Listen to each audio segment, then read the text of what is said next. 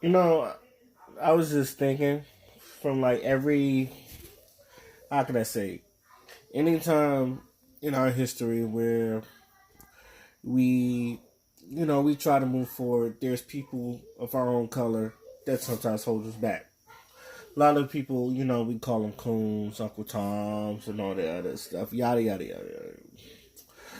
And I always try to wonder, and I've always, first things first, I hate the term coon because I feel like a lot of pro blacks overutilize it to a point where you don't even know who a coon is no more. It gets to a point where if I don't agree with you, you're a coon, and we're not having shit. Look, I feel like with black people, there are many. We come in many ideas, shapes, sizes, and flavors. We come in many ideas that will help the community and all that other stuff.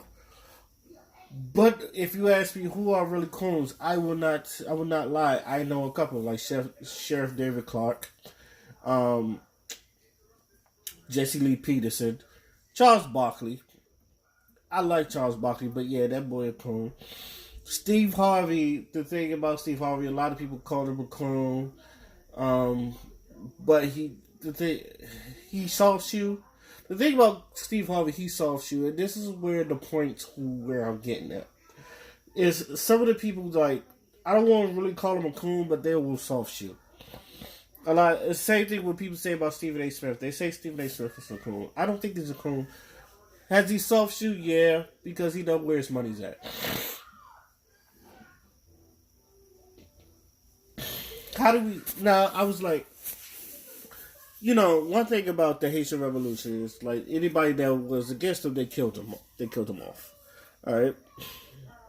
And I was, obviously we can't do that no more because murder is legal, and I'm pretty sure that's what the people want. But at the same time, we still can't do it. Second thing, some of the coons are very hard to kill because some of them have money themselves. And what I'm thinking about the whole Snoop and Gayle thing, I feel like if Snoop had better backup had backup from like the black community platform wise, like I don't think he wouldn't have apologized to Gayle. I think he would have just stood his ground. Because I see a lot of people that was for Snoop, and they see him, they was mad at him. They call him, "Oh, you backpacking, you backstep." I can speak. You backpedaling, you pussyfooting, you a bitch, or they call him all these names and all that other stuff. First on his first, I'm like, y'all wouldn't call that to that man's face. A lot of y'all that are black YouTubers, although I do respect y'all have this tendency of just like calling people outside their names, and like I feel like some of y'all just act like y'all can't be touched. All right, I know there's people that I don't like, but I try to at least give them the respect as a man or as a human being, and try not to call them out my name. I may not like somebody unless you like a rapist or a murderer. You're a piece of shit. Yeah. But other than that, it's like someone that I have a difference with. I'm not gonna call them out their name. I'm just going to, disagree with them and move on. But where am I getting at? I feel like this is like the shit with Snoop and Gayle, and I know I wasn't supposed to talk about it, but not just him, but like the Steve Harveys and Stephen A. Smith, the people that people are like on the fence of becoming coons. It's like, why are they coons? And it's all because of the platform. The way I see it, the thing about coons is why do they coon? Now, some of the white men, you have to think of Django and Samuel Jackson's character, right? Why was he so joyous with the white man, but he hate the niggas? Because the white man gave him something that the black man thought he had. Like the white man made the black man feel good to where he was like, shit. Where Samuel Jackson, and this is a theory of mine, and where Samuel Jackson's character, he felt good. So he felt like he was better than all the niggas that was around him and all that. Especially since he was so close to the white man and all that other stuff, and he's been there for generations. But in all, he's still a nigga, or he's still a black man and all that stuff. But for him, he felt like the white man being good to him, and I feel like that's with most of these companies, not even just companies, these TV shows. Let's see, the media. Let's just go with the media, and even the entertainment business. It's like, why do you see some of these people fight for our people, and it seems like they're coming after our people? Because the white man pays their checks. The white man is giving them the opportunity where they get so much money that it's like, oh snap, the white man been good to me. They pay my checks and all that other stuff, and it's just they're going to because the white man pays their checks, they're going to go against our peoples. I've seen it happen all the time. I've always said this with women because they was like, a lot of dudes get mad because the women go after the niggas for money. And you may be a good dude, and a rich dude may be an asshole, but let's be real. I've always said this, let's be real. She has a way of living, and a sister style way of living. Are you going to accommodate that for her? If your answer is no, then what makes you think she's going to be submissive to you? If you're not going to do things for her, she's not going to be submissive to you. I feel like that's the same way, sis, which is why I say, we need to have our black businesses. If we have black businesses and we pay, and we're putting out the same money, let's say, if we start our own sports network and we wanted Stephen A. Smith, the amount of money we have to give Stephen A. Smith has to either match or a better offer than what ESPN would give him. Now, if that's the case, we would get Stephen A. Smith. But if not, because we don't have that platform, we're not going to get him. All right, which is why a lot of black folks are independent. But it seems like even when in our independence, we get bought out by a bigger, like BET. BET was good on its own until it got bought out by Viacom. Viacom, offers him billions of dollars and all the other stuff. It's like, of course, he's going to look out for himself and all the other stuff, but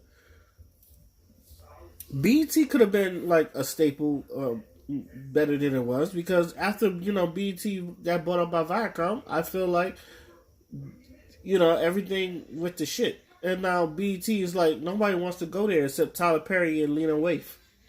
And even then, they have good shows on there, but because of how BET has been for, the past years, it's like, nobody wants to go to BET.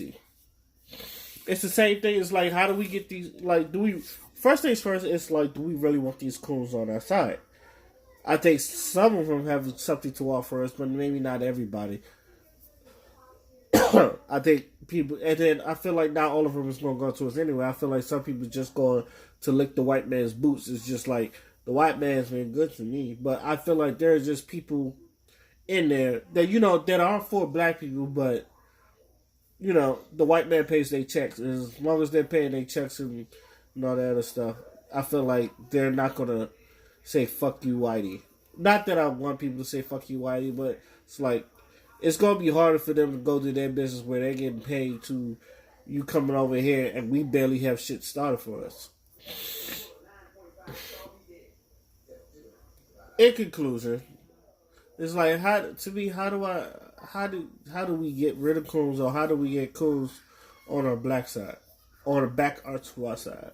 I feel like if we have the support system, not only now, this is probably not even going to be in this generation, maybe other generations, but then again, we have billionaires like Dr. Dre and LeBron and all the other stuff. It's like, if we set up stuff where, and even TV shows like a Byron Allen, all those people, we got people in media and all the other stuff. I feel like we're just not doing it. If we I feel like if we put our money together and we have our own little systematic rules, that was, that will probably counteract, to me, that will counteract to what, let's just say, the white man been trying to do, because they can't buy us now because we got the money, and whatever they have, we can offer it. Now, if they really want it, I know that the white man really want them, they'll put their money out, but if we can, like, bring some of these people to where they can live comfortably, because that's the thing a lot of people say is like you should boycott and all that other stuff. It's like, but if I quit my job and all that other shit, are you gonna pay me? And that's where some of these people are. Some people is like they're for the fight, but at the same time, are you gonna pay me, or are you gonna, like, you want me to quit your job, but are you gonna, like, pay my bills when I'm down? Or are you gonna, like, give me a job where I was making just as much or maybe even more? Hell, if I make maybe $1 less, I could still, like, deal with it. But and this is where black businesses needs to show. It's like, yo, if you work with us, I'll give you your shit. It's like, it seems like you never fought at all. So once we get to that part, I feel like we can start running shit. And then once that happens, we can start giving jobs out to people that look like us, black folks.